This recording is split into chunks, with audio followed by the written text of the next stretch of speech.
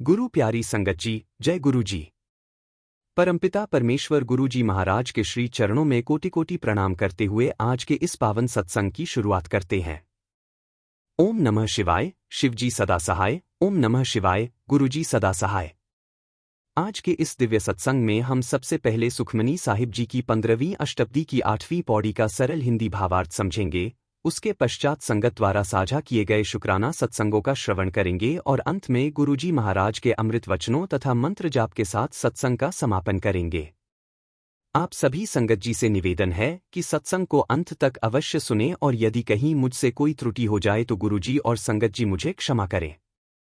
संगत जी, सुखमनी साहिब जी के इस भावार्थ के अनुसार जिस व्यक्ति के मन में प्रभु के प्रति अटूट विश्वास होता है, उसके हृदय में हर समय भगवान का स्मरण बना रहता है। ऐसा भक्त तीनों लोकों में आदरणीय होता है और उसका जीवन पूरी तरह सत्य पर आधारित होता है। उसका आचरण, उसकी वाणी और उसकी सोच सब सच्चाई से भरी होती है। वह हर कार्य सत्य के मार्ग पर करता है और जिसने परमात्मा को सत्य स्वरूप में जान लिया, वह स्वयं भी उसी सत्य में लीन हो जाता है। हे नानक जी, ऐसा भक्त अंततः परम सत्य में समा जाता है। जय गुरु जी। अनंतम अनंतम शुक्राना गुरु जी महाराज। गुरु प्यारी संगत जी, अब शुक्राना सत्संगों की शुरुआत करते हैं। एक संगत जी बताते हैं कि उन्हें लगातार संकेत मिल रहे थे कि गुरुजी की कृपा उनके घर आने वाली है।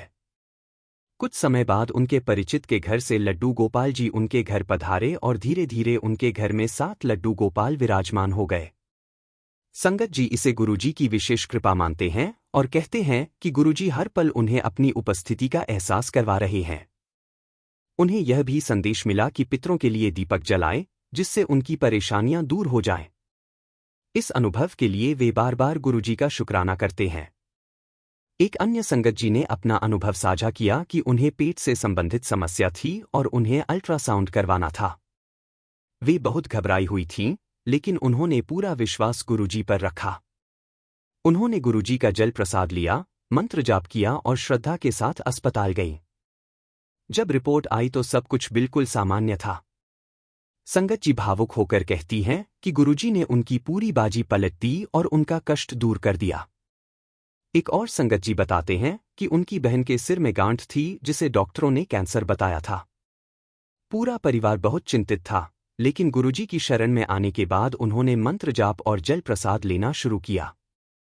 कुछ समय बाद उनकी रिपोर्ट्स नॉर्मल आने लगीं, जिसे वे गुरुजी का चमत्कार मानते हैं और दिल से शुक्राना करते हैं।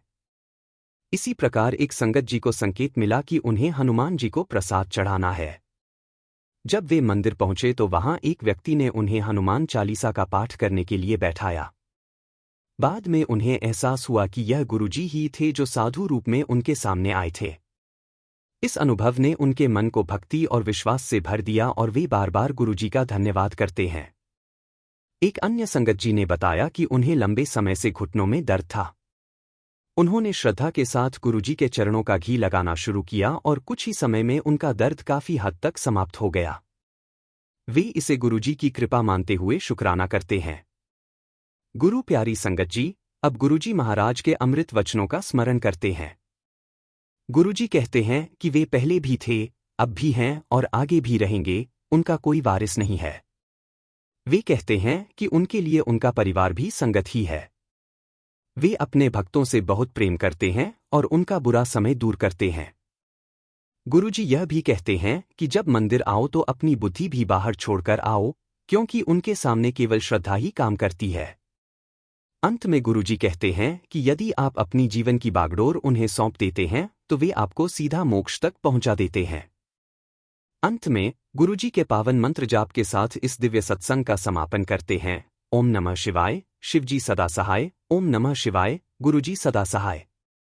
जय गुरुजी। अनंतम अनंतम शुक्राना गुरुजी महाराज।